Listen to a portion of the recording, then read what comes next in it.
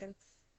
देखिए weighted average cost of capital क्या होता है, जैसे हम लोगों ने अभी डिफरेंट डिफरेंट इंडिविजुअल सिक्योरिटीज़ की कॉस्ट पढ़ी, इंडिविजुअल सोर्सेज ऑफ फाइनेंस थे उनकी कॉस्ट देखी कि कंपनी को कितना बियर करना पड़ रहा है, हर सिक्योरिटी हर सोर्स पे कैपिटल लेने पे कितना कंपनी को कॉस्ट देनी पड़ रही है। वेटेड एवरेज कॉस्ट में हम लोग क्या निकालते हैं, ओवरऑल निकालते हैं, जितने भी अलग अलग इंडिविजुअल सिक्योरिटीज़ का कैलकुलेट किया है वो सबका एक ओवरऑल निकालते हैं, कॉम्बिनेशन निकालते हैं। दैट मीन्स कैपिटल स्ट्रक्चर एक किसी भी कंपनी का क्या होता है, कॉम्बिनेशन ऑफ डिफरेंट सिक्योरिटीज। अब कैपिटल स्ट्रक्चर पूरा फॉर्म करने पे कंपनी को क्या कॉस्ट आ रही है, that means the overall cost of financing, वो कैलकुलेट करते हैं हम लोग W weighted average cost of capital, that is वैक। इसकी डेफिनेशन भी यहाँ मेंशन है, this is the overall cost of capital, that is it is the rate of return that must be earn by the firm in order to satisfy the requirement. That means जो भी company earn करे, company ने sources लिए हुए हैं, of course उन सब की कुछ एक्सपेक्टेशंस हैं, कंपनी को डिबेंचर होल्डर्स को इंटरेस्ट देना है, प्रेफरेंस शेयर होल्डर्स को डिविडेंड देना है, इक्विटी शेयर होल्डर्स को डिविडेंड देना है, तो कंपनी को एटलीस्ट मिनिमम उतना तो अर्न करना पड़ेगा कि वो सारी उनकी कॉस्ट को बियर कर सके, जितनी कॉस्ट ऑफ कैपिटल है उसे बियर कर सके। तो रेट जो ओवरऑल कॉस्ट ऑफ कैपिटल होती है, that is weighted average cost of capital, वो क्या होता है, मिनिमम रिटर्न होता है जो कंपनी को must company should earn in order to fulfil the requirements of the needies. ठीक, तो वह को कैसे कैलकुलेट करते हैं, जैसे यहाँ पे फॉर्मूला एक मेंशन है KEW1, ये वेट क्या है, वेट है कितना प्रपोर्शन है, जैसे KE निकाला है कॉस्ट ऑफ इक्विटी और उसका वेट मींस कितना टोटल जो भी कॉस्ट ऑफ कैपिटल का पार्ट, टोटल कैपिटल स्ट्रक्चर में इक्विटी का कितना प्रपोर्शन है। मान लीजिए जैसे 100 है टोटल, राइट, 100 में से 20% है वेट दिया हुआ है इक्विटी शेयर होल्डर्स में, 20% इक्विटी शेयर होल्डर्स है, तो इक्विटी शेयर होल्डर्स की cost of capital suppose it may be 10%, 10% into weightage, right, 20%, ऐसे करके इसको निकाल लेंगे। वैसे ही KDW2 means KD that is cost of debt और उसका वेट मल्टीप्लाई किया, और फिर KPW3 that means preference share holders का कॉस्ट और उनका वेट, इसी तरह से retained share holders retained earning की कॉस्ट और उसका वेट। तो सारे ही जितने भी कॉस्ट ऑफ कैपिटल हैं अलग अलग इंडिविजुअल, उन सबको उनके वेटेज से मल्टीप्लाई करके ऐड ऑन कर देंगे, तो फर्म को क्या पता चल जाएगा, एक ओवरऑल कॉस्ट ऑफ कैपिटल पता चल। नाउ वेट असाइन करने के भी चार मेथड्स होते हैं। सबसे पहले क्या है इसमें, हिस्टोरिकल और एग्जिस्टिंग वेट्स।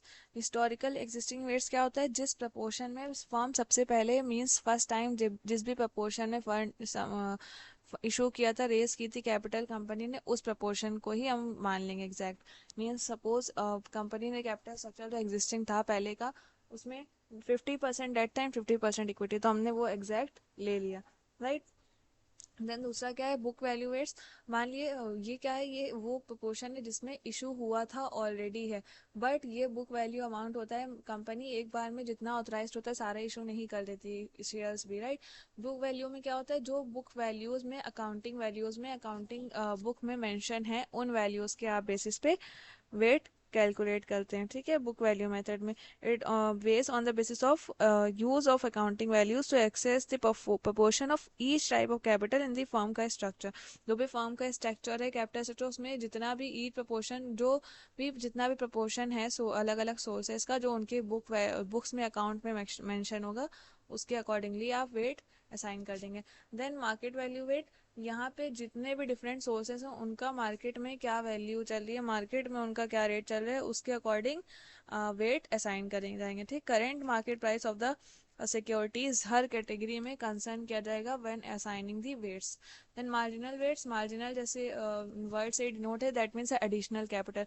जिस भी रेशियो में जिस भी प्रोपोर्शन में कंपनी एडिशनल फंड की रिक्वायरमेंट होगी, तो जिस भी प्रोपोर्शन में एडिशनल फंड रेज करेगी उसी को हम क्या करेंगे, उसी को हम मार्जिनल वेट कहते हैं, उसी प्रोपोर्शन में हम वेट्स को कैलकुलेट करेंगे, राइट। नाउ ये जैसे वेटेड एवरेज कॉस्ट का एक एग्जांपल हम लोग देखते हैं। तो यहाँ पे क्या है, the cost of various types of capital of Shiv company limited is given below along with target market proportion compute वैक, ठीक। यहाँ पे हमें देखिए क्या मेंशन है, ये शिव कंपनी लिमिटेड के डिफरेंट डिफरेंट सोर्सेज मेंशन है जिससे जिससे वो फंड लेती हैं, लाइक डेट है, preference share capital, equity and retained earning, चारों मौजूद हैं। एंड उनका अमाउंट मेंशन है, कितना अमाउंट से कहाँ से कितना अमाउंट लिया हुआ है। ना यहाँ पे आपको वेट भी असाइन किया गया है कि उनके टोटल जैसे 100% कैपिटल स्ट्रक्चर में कितना कितना प्रोपोर्शन किसका है। डेट का 30% है, राइट।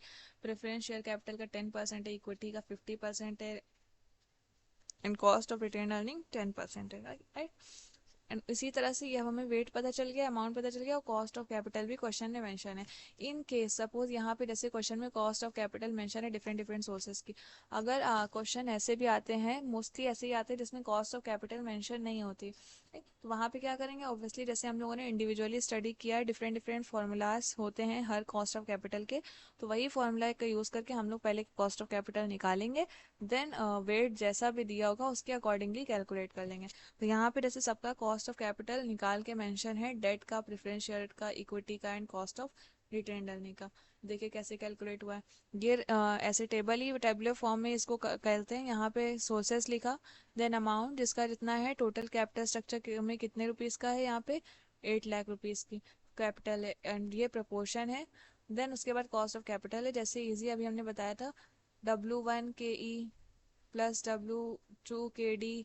इसी तरह से वेट्स और कॉस्ट को मल्टीप्लाई करके हम निकालते हैं वैक को, राइट। तो देखिए 30% इंटू 5.68 ये आ गया, 10% इंटू 9.33 ये आ गया, E is equal to C-D। ये दोनों को मल्टीप्लाई करके हम वैक निकाल लेते हैं हर सोर्स का, देन उसका टोटल ऐड कर लिया, ये आ गया 10.587 टोटल आ गया, वैक आ गया। दैट मीन्स इतना पोर्शन है, इतनी कॉस्ट ऑफ कैपिटल है जो total cost of capital company bear कर रही है उनके कैपिटल स्ट्रक्चर में।